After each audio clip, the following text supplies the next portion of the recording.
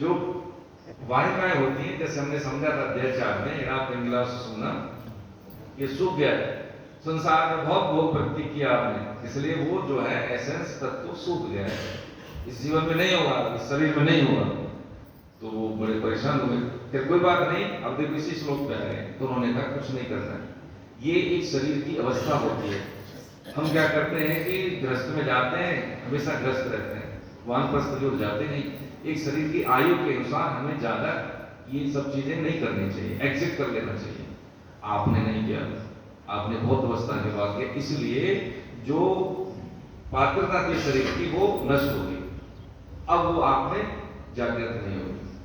तो उन्होंने कहा क्या, एक काम करो। तो वही काम, कौन सा काम किया कि ये इन तीनों साधनों से कुछ नहीं हो, तो चतुर्थ साधन बताया, जीवन मुक्त महापुरुषों की बात, वही बताया उन्होंने। क्या बताया कि भैया राम राम नाम जप स्वाध्याय, ठीक है, ज्यादा किसी को अपने साधन के बारे में बताना नहीं, हम ये कर रहे हैं, उपदेशात्मक शैली नहीं हो। अब ये हमारी उपदेशात्मक शैली नहीं, हम तो चरण वंदन करते हैं, हम तो जब सिद्ध महापुरुषों की भक्ति का अध्ययन कर रहे हैं, हम उपदेश नहीं दे रहे हैं, हम स्पष्ट कर रहे हैं। उन्होंने वो बात मान ली। तो कुछ दिन के बाद उन्होंने बोला, जैसे डॉक्टर साहब से पूछा गया, अरे वो महात्मा का क्या हुआ?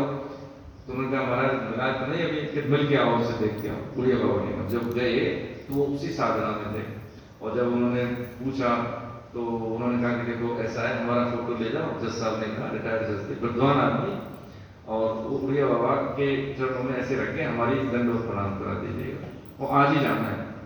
तो उन्होंने कहा ठीक है। अब देख लीजिए, देखो सूक्ष्म बात समझ रहे हैं। जब वो गए उनके पास, तो जैसे अपना दंडवत प्रणाम किया और बिना के उनका फोटो रख दिया ऐसे करके। तो अच्छा ये उसी जज महात्मा का है कि हाँ कि देखो ये उनका अंतिम जीवन है, आज शाम ही उनका अंतिम दिन है, ऐसे कहा। वो शाम को बता रहे, शरीर पूरा हो गया। ये विधान है, यदि हम उसको जान लेते हैं। देखो अभी जैसे मान लीजिए हम कहें कि भाई ये विश्वकर्मा भैया के पास बहुत पैसे हैं, तो जो मर्जी है गाड़ी ले लेंगे, हाँ ठीक है, घर ले लेंगे, हाँ ठीक है, क्योंकि पैसे हैं। यानी पैसे जहां लगाए आपके पास पैसे खर्च करने की सामर्थ्य है, आपने ले ली। अच्छा पैसे कैसे कमाया? समय दिया ना उसके लिए, पढ़ाई की या कुछ और भी अपने आप में कुछ वैल्यू एडिशन किया, आपने पैसे अर्जन किया। तो मूल में क्या है? समय तो है। समय जिधर हम लगाते हैं वो बन जाता है। समय लगाया विद्याधन में तो प्रबुद्धता हो गई, समय लगाया पैसे कमाने तो पैसे कमा लिए, समय लगाया दुराचार में तो व्यभिचारी बन गए, समय लगाया भगवान नाम में तो भगवान बन गए। ये समय की बात है ना। अच्छा इसके लिए अलग से समय भी नहीं लगाना, काम आज से काम मुंह से राम। तो जहां पे हमारा समय जाता है तो ये फंडामेंटल है, और वैज्ञानिक का भी है इसमें कि 3 साल हम जिसमें दे रहे हैं उसकी हमें क्या होता है, उसकी हमें स्पेशलाइजेशन मिल जाती है, विशेषज्ञता हो जाती है ना। 3 साल गीता को पेट्रोल लगाता है बढ़िया से, आप देख लेना। 3 साल किसी में दे रहे हैं विद्या में, देख लेना आप उसको।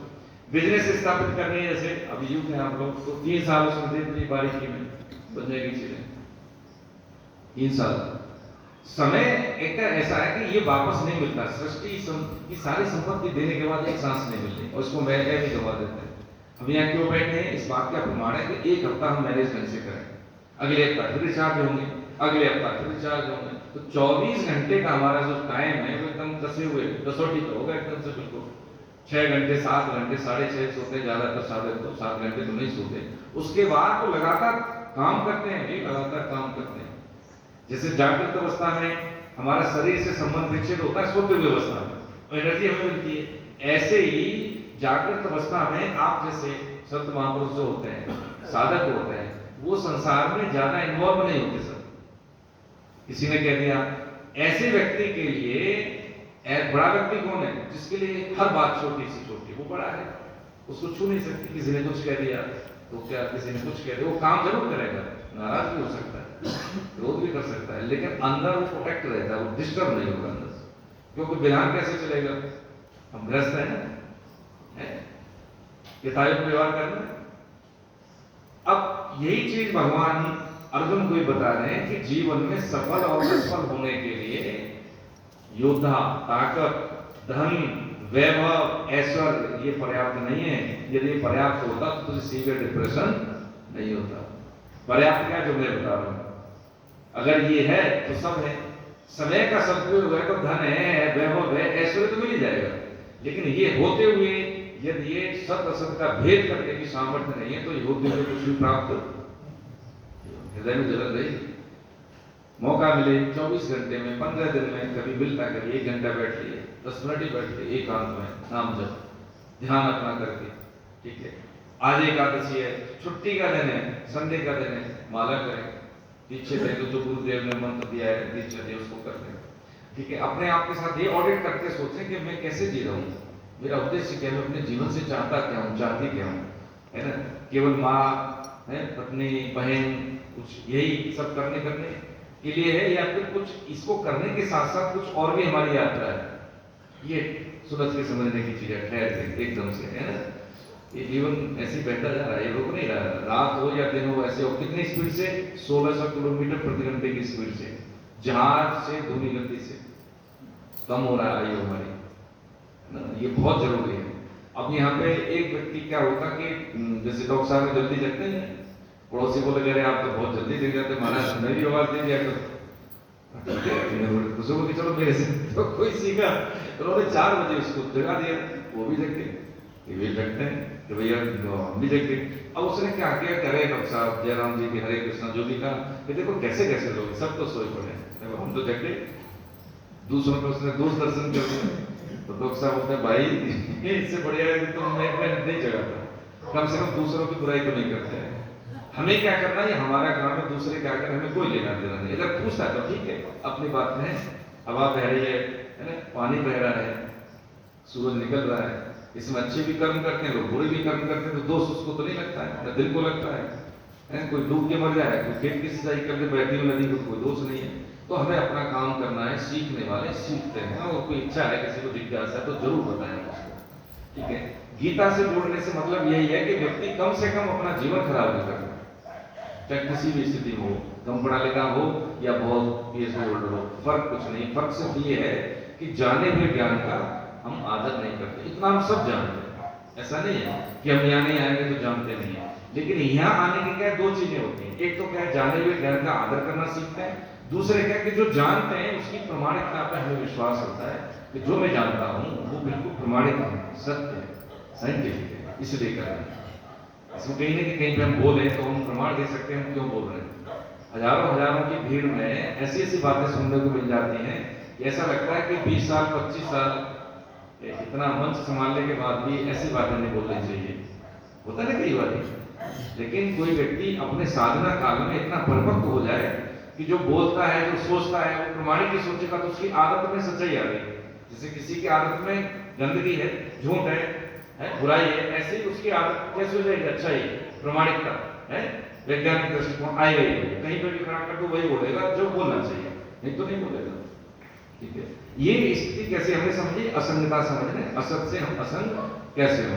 आगे भगवान कह रहे 26, 27, 28 में स्थावर जंगम जितने भी प्राणी पैदा होते हैं तुम उनको क्षेत्र के सहयोग से ही उत्पन्न समझो, और जो नष्ट होते हुए संपूर्ण प्राणियों में परमेश्वर को नाश रहित और समरूप में स्थित देखता है वही सही देखता है, क्योंकि शेष जगह समरूप से स्थित ईश्वर को समरूप से देखने वाला मनुष्य अपने आप से अपनी हिंसा नहीं करता। देखिए जितने भी लता पता पेड़ पौधे वो सब क्षेत्र के संयोग से बने, यानी जड़ और चेतन के संयोग से बने।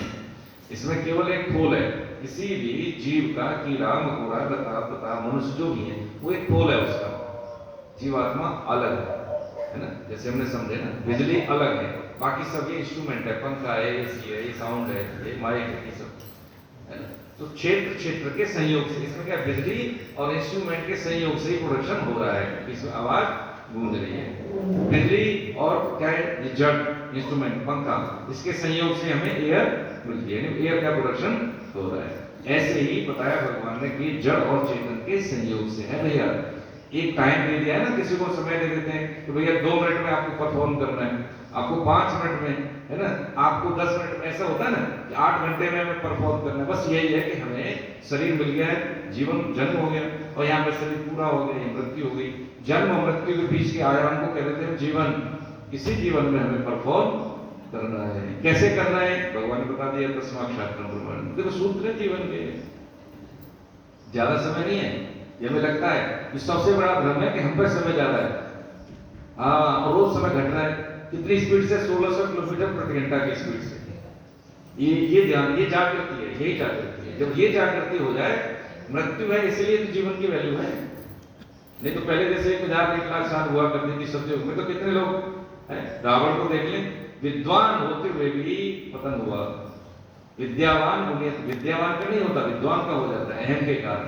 विद्यावान जैसे गुणवान, कहते हैं हनुमान जी महाराज विद्यावान गुणी अति चातुर। हनुमान जी का पतन हुआ नहीं हुआ, लेकिन विद्वान का पतन हुआ, है ना? हाँ, आगे इसको कंक्लूड करते हैं इस अध्याय को। आगे भगवान कहते हैं कि जो मनुष्य यानी 29 और 30 में क्रियाओं को सब प्रकार से प्रकृति के द्वारा ही की जाती ऐसा देखता है, वो अपने आप को अकर्ता। हाँ, जैसे अभी हमने समझा, इस कारण शरीर से सूक्ष्म शरीर, सूक्ष्म शरीर से स्थूल शरीर, ये क्रियाएं कैसे हो रही है? मूलतः स्वभाव से हो रही है। स्वभाव जब हमारा शुद्ध हो जाता है तो हमारी अशुद्ध क्रियाओं से असंगता हो जाती है। व्यक्ति देखा जाए तो कुछ करता ही नहीं, सिर्फ क्या है, संबंध मान लेता है। मूल में कई बार बात समझ में कब आएगी? जब हम साधन करेंगे तो समझ में आएगी, है ना? साधन करने से चीजें समझ में आती है। साधन नहीं करेंगे तो इसको ये, अब जैसे अभी डॉक्टर साहब है, मैं इंजीनियर हूं मान लीजिए, तो मैं अपनी भाषा को नहीं समझा सकता भाव, ये अपनी बात नहीं मुझे समझा सकते ऑपरेशन कैसे करते हैं। तो क्या है कि अपनी बात कम्युनिकेट कैसे करेंगे? कॉमन जो बातें हैं वो हम एक दूसरे की जाने हो तो हम समझ जाएंगे। बस यही है कि जो आध्यात्मिक सिद्धांत है बिना साधन के समझ में आते नहीं। शौचाचार, स्वाध्याय, शास्त्रों का अध्ययन, उस पर आचरण करना, उसका अनुष्ठान, तब ये बात समझ में आई। अंत में भगवान यहाँ कहेंगे 31, 32 और 33वें श्लोक में, इसको पढ़ लेना आप सभी, है ना? भाव जो है कि हे कुंती नंदन, यह पुरुष स्वयं अनाथ होने से और गुणों से रहित होने से अविनाशी परमात्मा स्वरूप ही है। यह शरीर में रहता हुआ भी न करता है न लिप्त होता है। जैसे सब जगह व्याप्त आकाश अत्यंत सूक्ष्म होने से कहीं भी लिप्त नहीं होता, ऐसे ही वो सब जगह परिपूर्ण आत्मा किसी भी देह में लिप्त नहीं होता। हे भरत वंशोद्भव अर्जुन, जैसे एक ही सूर्य, है ना, इस संपूर्ण संसार को प्रकाशित करता है, ऐसे क्षेत्र यानी आत्मा संपूर्ण क्षेत्र को प्रकाशित करता है। ठीक है, ये कहा। अब इसको देखिए, एक प्रश्न से समझ लेते हैं। राधा बाबा यही गीता वाटिका में एक माता जी जाती थी सोनी सेवा करने के लिए, जैसे आप करते हैं सोनी सेवा, है ना, सफाई मंदिर की। तो उनके यहाँ पर जाती थी, सुबह 5 बजे जाती थी। तो देखो, सेवा का मतलब है कोई नोटिस करे ना करे, हमें अपना करना। और नहीं तो कोई नोटिस डाले कि मैं सेवा, हाँ नहीं हम तो यही कर सकते हैं और हमें धन्यवाद, थैंक यू, तो बाबा कुछ नहीं बोलते थे, देखते भी नहीं थे उस माई की तरफ। लेकिन वो माई अपना जाती, सेवा करते आती। यही सेवा का धर्म है। सेवा हमारी कर्ज है किसी दूसरे के लिए, है ना? अब जैसे कि कोई भी सेवा ही तो है कि आप सभी हमारे आदरणीय, कुछ छोटे उम्र में, कुछ बड़े हैं, कुछ बराबर के, सबकी सेवा हो जाए, भगवान स्वस्थ रखें आपको कभी भी कोई अशुद्धता न छुए, आपका साधन बने, यही तो सेवा है। अब इसमें कौन सी कमी? हमारा इसमें तप है, वो भी आपको लग जाए। जो भी हमारी तप साधना है वो भी आपके स्वास्थ्य के लिए, आपके स्वाध्याय के लिए, आपकी बेहतरी के लिए लग जाए, तब भी हमें कोई घाटा नहीं है। क्यों घाटा नहीं है? क्योंकि तप का फल है हमारा, जो भी ये मांगे वो मिल जाए, यही तो मानते हैं। और यदि मांग लिया, मान लिया आप सभी भगवत जन है, आपकी भलाई, तो जो हमने अपना दान किया है तप का, उसका भी तो फल होगा। तो कभी घाटा नहीं इसमें देने से बढ़ता ही है, कभी घाटा नहीं इसमें। तो वो जाती थी सेवा करने के लिए, साल हो गए, 2-4 साल हो गए, एक दिन वो नहीं गई, 2 दिन नहीं गई। तो उन्होंने पूछा, भैया कि भाई आती थी। अब देखिए, समझ रहे सेवा का फल, निष्काम और निस्वार्थ बिना चाहे सेवा। तो कह रहे बाबा उनका तो बहुत वृद्धावस्था तो है, वो मुश्किल है, वो बीमार है, वो नहीं आएंगे, ऐसा लग रहा है। तो ये भैया हमें ले चलो, जब कहीं नहीं जाते थे, तो हमें ले चलो। गए वहां पे, तो उन्होंने ऐसे लेटी हुई थी, तो उन्हें सिर पर हाथ रखा, अरे भाई कैसी हो तुम, तो सोनी सेवा में नहीं आई। तो आंख खोली, उन्होंने देखा, तो प्रणाम किया, पापा को पहचाना कि कोई बात नहीं, है ना, अभी बताओ तुम्हें कुछ दिख रहा है? तुमको दर्शन जरूर दिखाए, मतलब भगवान के दर्शन करवाए बाबा ने। सिद्ध महापुरुष थे राधा बाबा, है ना। क्या हमें युगल सरकार दिख रहे हैं? अरे बाबा वो तो हमें कह रहे हैं कि चलो समय पूरा होगा, ऐसे कह रहे हैं कि हाँ भाई अब जाओ यात्रा करो। ये है सेवा। अच्छा, उन्होंने कौन सा किया था? कुछ किया? अष्टांग योग किया, भक्ति योग किया, कर्म योग क्या? सेवा। जो जैसी जो सामर्थ्य है। जी प्रभु जी। 3115 वगैरह किसी की है, उसकी लाइट जो है वो ऑफ करके तो स्टार्ट में 3015 3115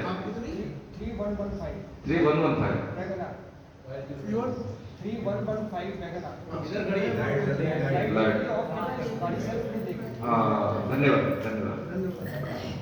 हरे कृष्ण। सब देख लीजिए एक बार। तो क्या हुआ इसमें? हमने ये समझा कि हमारी जो यथा योग सामर्थ्य होती है, उसी साधन को पकड़ने से हमें उस तत्व की प्राप्ति हो जाती है। इसमें कोई पात्रता ऐसा नहीं जो सांसारिक पात्रता की जरूरत हो। पात्रता में मिली हुई है मनुष्य शरीर, है ना? इतना ज्ञान हम सब में है कि हमें क्या करना है, क्या नहीं करना है।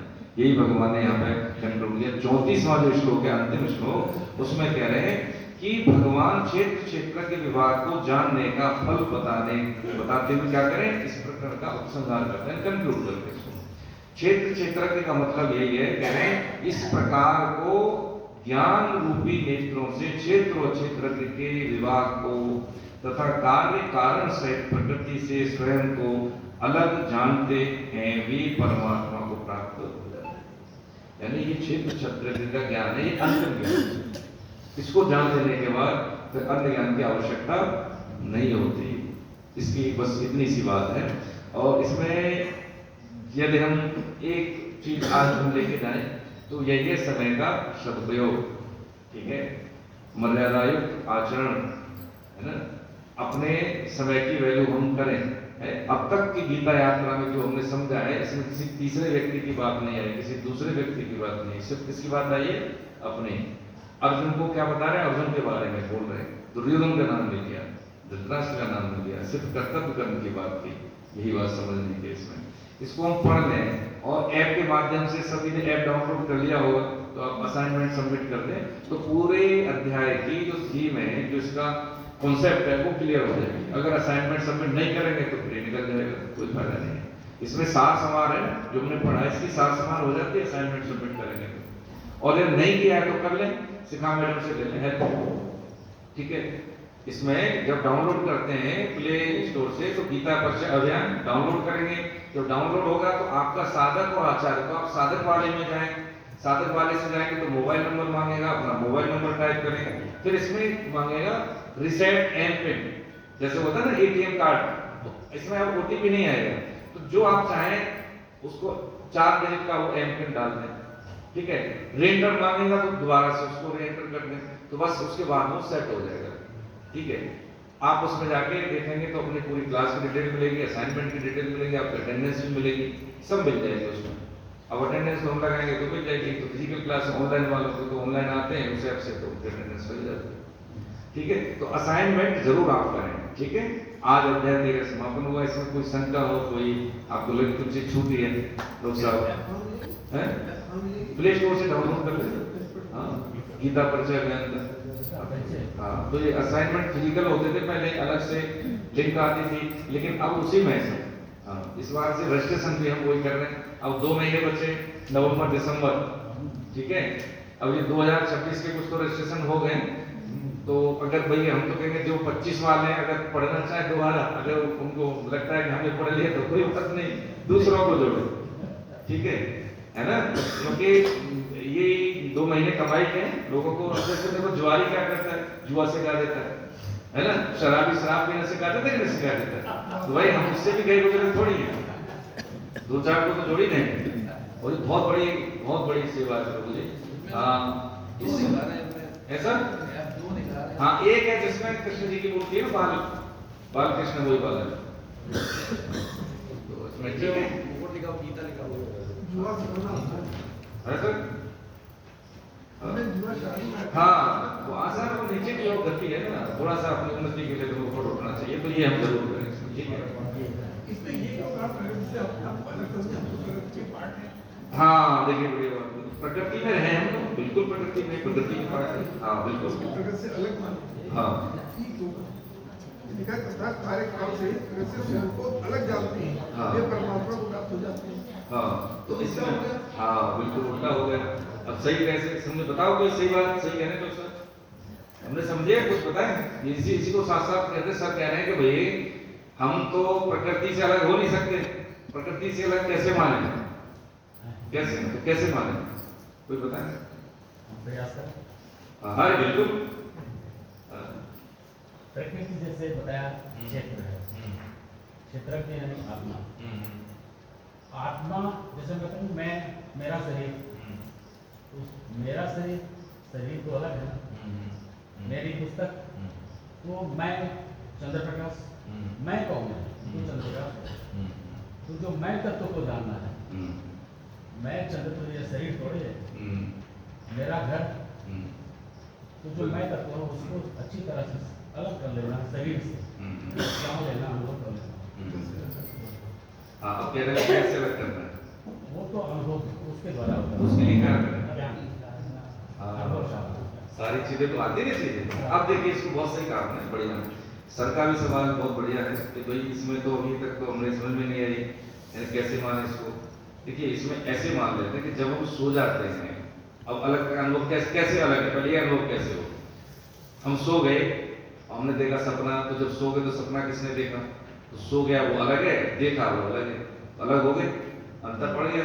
कि जब हम शरीर ही हैं, प्रकृति वाले हैं, तो प्रकृति की चीज तो सो गई, डर है। लेकिन उसने सपना देखा, हमने कहा कि हम तो वहां गए सपने में, वृंदावन गए या कहीं और गए, तो जो गया वो कौन था और जो पड़ा है वो कौन था, तो दोनों में अंतर हो गया कि नहीं हो गया? हाँ, यही अंतर है। तो मैं जैसे जो गया वो सूक्ष्म और कारण, हाँ सूक्ष्म कारण है, स्वप्न में सूक्ष्म शरीर स्वप्न देखते हैं। हाँ स्वप्नावस्था में सूक्ष्म शरीर, कारण अलग है। सुषुप्त अवस्था में होता है कारण, उसमें कोई नहीं जाता, गहरी नींद में होता है।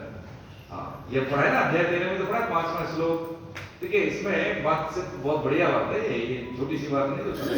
इसमें सिर्फ ये समझना है हमको कि शरीर यदि में होता तो जो माता के गर्भ से निकला वो आज ऐसा शरीर नहीं है, न वो क्षमता है, न ऐसा दिखता है, न उतनी ऊर्जा है, बिल्कुल बदलाव है। ठीक है, दूसरी बात आगे समझना है, 3 शरीर भी हम नहीं है। ठीक है, शरीर मिला हुआ है किसी माध्यम से। ठीक है, ये भी हमने समझा है पिछले अध्याय में।